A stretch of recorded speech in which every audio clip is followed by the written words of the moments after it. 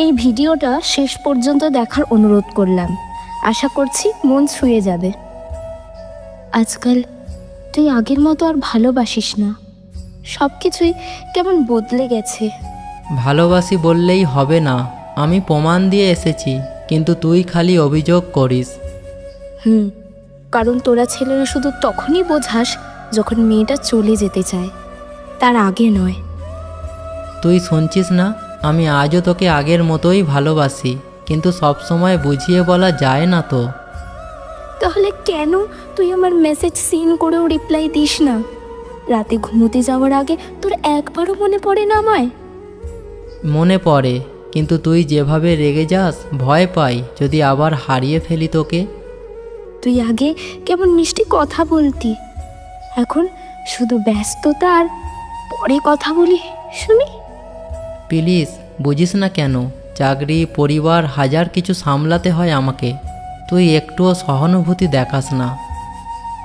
সহানুভূতি দেখাতে চাই না, ভালোবাসা চাই, যেটা সময় পায়, মন পায়, খোঁজ পায়। তুই জানিস না, প্রতিদিন রাতে ফোনটা হাতে নিয়েই ঘুমিয়ে পড়ি, তোকে গুড নাইট না জানাতে পারার আফসোস নিয়ে। তুই আর আগের মতো ভালোবাসি কথাটা বলিস না, এখন শুধু প্রমাণ চাস। কারণ তোকে 10 বার বলা ভালোবাসির চেয়ে একবার সময় দেওয়াটা বেশি গুরুত্বপূর্ণ, সেটাই আমি করার চেষ্টা করি। আর আমি শুধু অপেক্ষা করি তোর একটা মেসেজ, একটা ফোন কলের জন্য, আই লাভ ইউ শোনার জন্য। তুই জানিস না, আমি প্রতিদিন ভাবি তোকে নিয়ে, কিভাবে তোর স্বপ্নগুলো একে একে সত্যি করব। ভালোবাসলে বোঝা যায়, তোকে এখন কেমন যেন দূরের মানুষ মনে হয়। আর তোকে কাছে পাওয়ার জন্যই আমি নিজের ইগো, রাগ, অভিমান সব হজম করি প্রতিদিন। তাহলে বল, আজকে কি আমার সাথে দেখা করবি? হ্যাঁ, একবার চোখে চোখ রেখে বলতে চাই, তুই ছাড়া আমার জীবন অসম্পূর্ণ। আমি আজ সারা দিন ভেবেছি তোর সাথে ব্রেকআপ করব।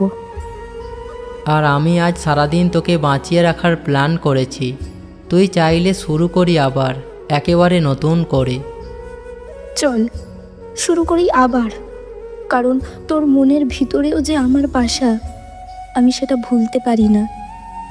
চল এইবার তোর অপেক্ষার শেষ করি, আর কষ্টের গল্পটা বদলাই ভালোবাসার জয়ে।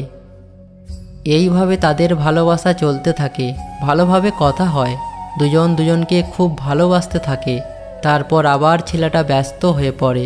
তখন একদিন মেয়েটা বলে, তুই বলেছিলি নতুন করে শুরু করব, কিন্তু তুই তো আবার আগের মতো ব্যস্ত হয়ে গেলি। ব্যস্ততা মানে দূরত্ব না, আমি সময় পাচ্ছি না, কিন্তু ভালোবাসা তো শেষ করিনি। তাহলে কেন তুই নিজে থেকে খোঁজ নিস না? একটা খেয়েছিস বলতেও কি সময় লাগে?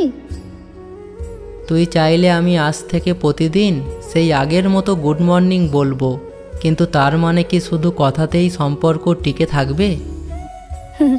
সব কথা তো তুই এখন যুক্তির মোড়কে বলিস, কিন্তু আমি তো শুধু ভালোবাসি শুনতে চেয়েছিলাম, হিসাব না। ভালোবাসি বললেই তো হবে না, তুই কি বুঝিস আমি তোকে নিয়ে কতটা স্বপ্ন দেখি? স্বপ্ন দেখিস ঠিক আছে, কিন্তু আমি তো তোর বাস্তব, স্বপ্নে থাকা যায় না দিনের পর দিন।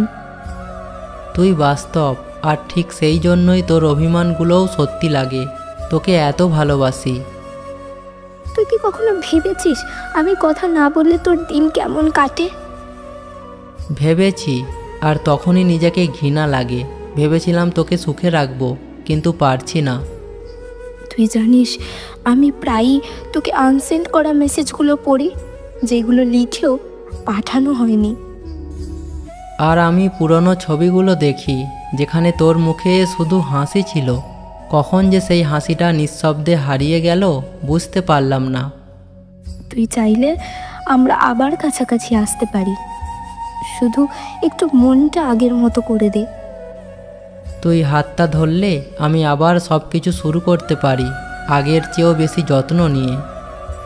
একটা কথা বলি? বলে ফেল, আজ আর কিছু আটকাবো না তোকে। তোর মুখের ভালোবাসি শব্দটা আমি আজও মিস করি। এই কথাটাই আমাকে বাঁচিয়ে রাখতো। তাহলে শোন, ভালোবাসি তোর সব রাগ, অভিমান, নীরবতা নিয়েই। ভালোবাসি তোকেই, প্রতিদিন একটু একটু করে।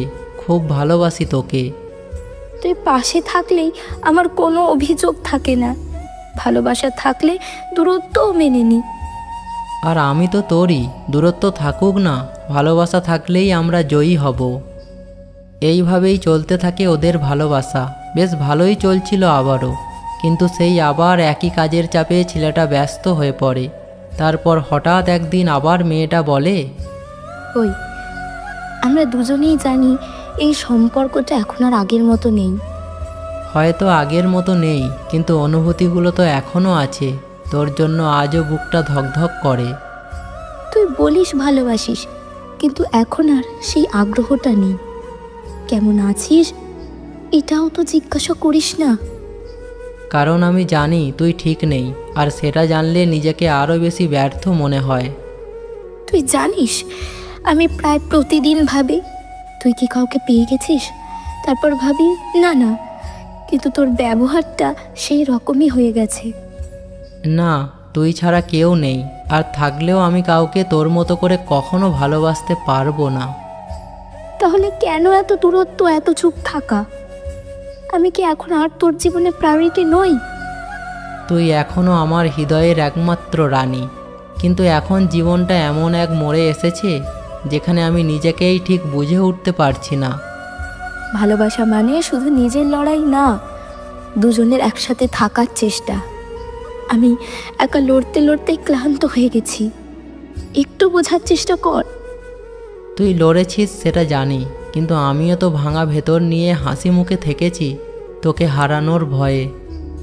আজ আমি সত্যি বলছি, আমি তোকে ছেড়ে যেতে চাই না, কিন্তু যদি তুই সত্যিই ক্লান্ত, আমি আর জোর করব না। তুই ছেড়ে গেলে আমি ভেঙে পড়ব, তবে ভালোবাসা মানেই তো ধরে রাখা নয়, ছেড়ে দিতেও সাহস লাগে। তাহলে বল, আমরা কি শেষ হয়ে যাব? না, আমরা থেমে যাচ্ছি, কিন্তু শেষ না। ভালোবাসা থাকলে হয়তো আবার একদিন শুরু হবে নতুন করে। তুই যদি সত্যিই ভালোবাসিস তাহলে এক্ষুনি কিছু বল, একটা কথা যেটা শুনে আমি থেকে যেতে পারি। থেকে যা প্লিজ, আমি ভীষণ অস্থির হয়ে যাই তুই না থাকলে। তুই ছাড়া আমি কিছুই না। I love you. তাহলে চল আবার একবার চেষ্টা করি নতুন করে, ভুলগুলো মেনে একে অপরকে বোঝার ভাষা শিখে। হ্যাঁ চল, এইবার ভালোবাসাটা আর হারাতে দেব না। একসাথে এবার চুপ না থেকে কথা বলে যাব আজীবন। ভালোবাসা মানে সবসময় একসাথে থাকা নয়, অনেক সময় ভালোবাসা মানে দূরে থেকেও বোঝা, অনুভব করা, আর প্রতিদিন একটু একটু করে সেই মানুষটার জন্য অপেক্ষা করা। তাদের গল্পটা শেষ হয়নি, কারণ শেষ বলে কিছু নেই। যেখানে ভালোবাসা সত্যি থাকে সেখানে সম্পর্ক থেমে যেতে পারে, কিন্তু মন কখনো ছেড়ে দেয় না। আজ তারা একে অপরকে আবার খুঁজে পেয়েছে। ভুলের ভেতর থেকে ক্ষমা, অভিমানের মাঝে থেকেও অনুভব, দূরত্বের শেষেও পাশে থাকার প্রতিশ্রুতি। তুমি যদি কাউকে সত্যিই ভালোবাসো তবে বোঝার চেষ্টা করো, তাকে সময় দাও, কারণ মানুষ বদলে যায়, কিন্তু ভালোবাসা সত্যি হলে সে কখনো হারায় না। বন্ধুরা, ভিডিওটা ভালো লেগে থাকলে অবশ্যই একটা লাইক দেবেন, আর কমেন্টে আপনার মতামত জানাতে ভুলবেন না। আর আমাদের চ্যানেলে নতুন হলে চ্যানেলটা সাবস্ক্রাইব করে আমাদের সাথে থাকবেন। ধন্যবাদ।